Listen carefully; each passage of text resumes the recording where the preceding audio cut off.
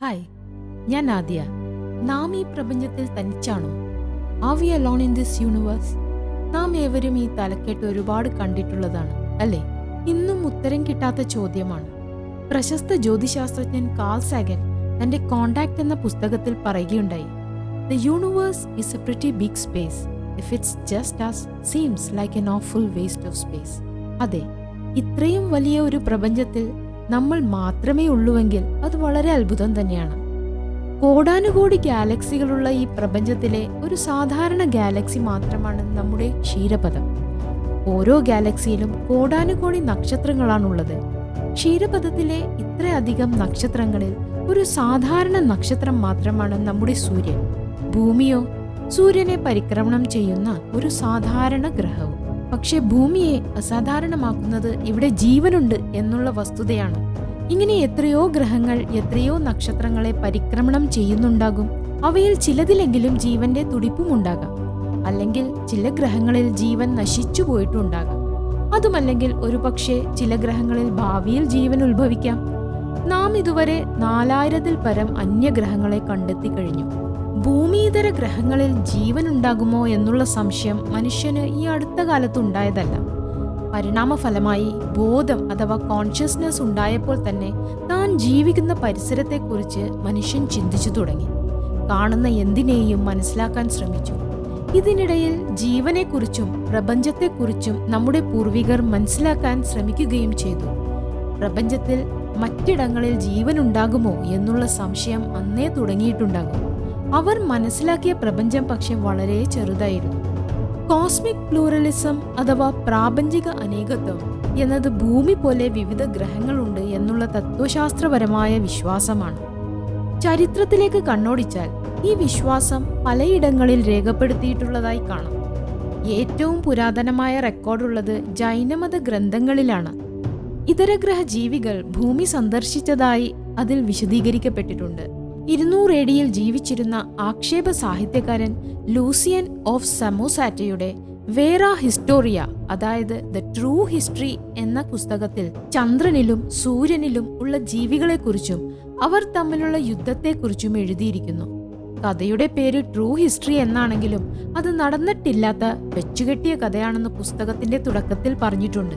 മധ്യകാലഘട്ടത്തിലെ മുസ്ലിം എഴുത്തുകാരായ ഫഖർ അൽ ദീൻ അൽ റാസിയുടെയും മുഹമ്മദ് അൽ ബാക്കിറിന്റെയും രചനകളിലും പ്രാപഞ്ചിക അനേകത്വത്തെ പറ്റി എഴുതപ്പെട്ടിട്ടുണ്ട്.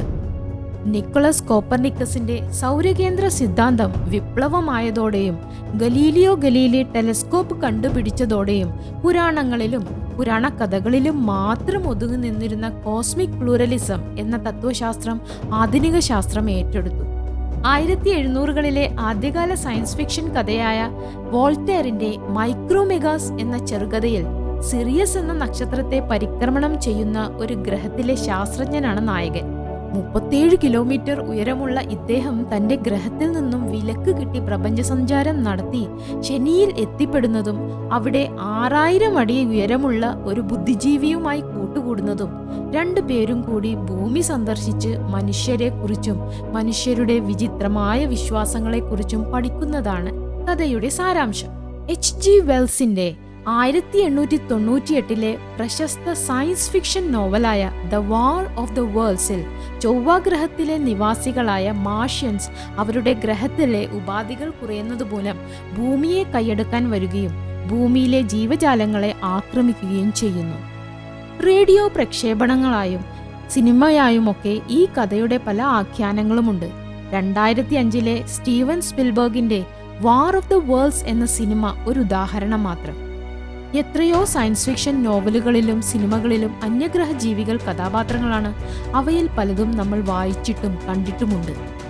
പ്രാപഞ്ചിക അനേകത്വം എന്ന തത്വശാസ്ത്രം മുറുകെ പിടിച്ച ഒരു പ്രാപഞ്ചിക സൈദ്ധാന്തികനായിരുന്നു ജിയോർഡാനോ ബ്രൂണോ.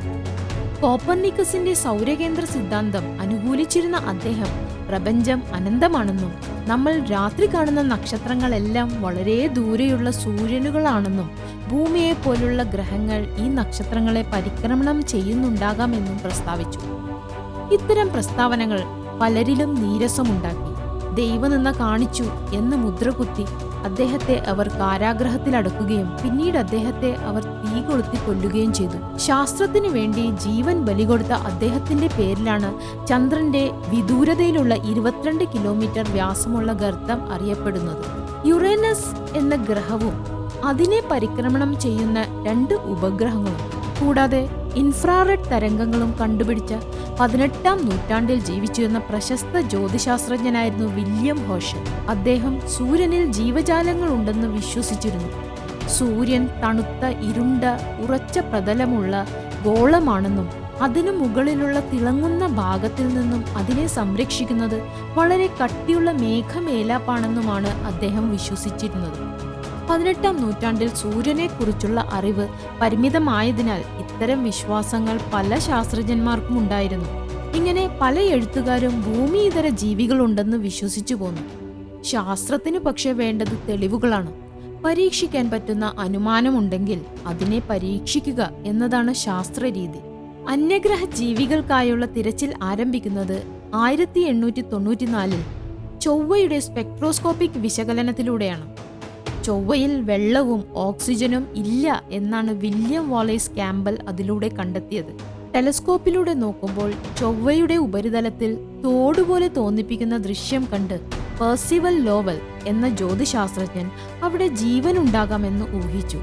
ആ തോടുകൾ പണ്ട് ചൊവ്വയിൽ വസിച്ചിരുന്ന ജീവികൾ നിർമ്മിച്ചതാവാമെന്ന് അദ്ദേഹം തന്റെ മാഴ്സ് എന്ന പുസ്തകത്തിലും തുടർന്ന് മാഴ്സ് ആൻഡ് ഇറ്റ്സ് കനാൽസ് എന്ന പുസ്തകത്തിലും സമർത്ഥിച്ചു. അത് തെറ്റാണെന്ന് പിന്നീട് തെളിഞ്ഞെങ്കിലും കാൾ സാഗന് മുമ്പ് അമേരിക്കയിലുണ്ടായ ഏറ്റവും സ്വാധീനം ചെലുത്തിയ ശാസ്ത്ര പ്രചാരകനായിരുന്നു അദ്ദേഹം. പിൽക്കാലത്ത് വന്ന പല സയൻസ് ഫിക്ഷൻ വർക്കുകളിലും അദ്ദേഹത്തിന്റെ ഈ പ്രസ്താവനയുടെ സ്വാധീനമുണ്ടായിട്ടുണ്ട്. ഭൂമിയിതര ജീവികൾക്കായുള്ള തിരച്ചിൽ ഇന്നും തുടർന്നുകൊണ്ടിരിക്കുന്നു. ഇന്നിതുവരെ നമ്മൾ ഒരുപാട് അന്യഗ്രഹങ്ങൾ കണ്ടുപിടിച്ചു കഴിഞ്ഞു എന്ന് പറഞ്ഞുവല്ലോ. പിന്നെയും കണ്ടുപിടിച്ചു കൊണ്ടേയിരിക്കുന്നു. കണ്ടുപിടിച്ച ഗ്രഹങ്ങളിൽ ജീവനുണ്ടാകാനുള്ള സാധ്യതയുണ്ടോ ഇല്ലയോ എന്ന് നാം വിശകലനം ചെയ്തുകൊണ്ടിരിക്കുകയാണ്. ഈ പ്രപഞ്ചത്തിൽ നാം തനിച്ചാണോ?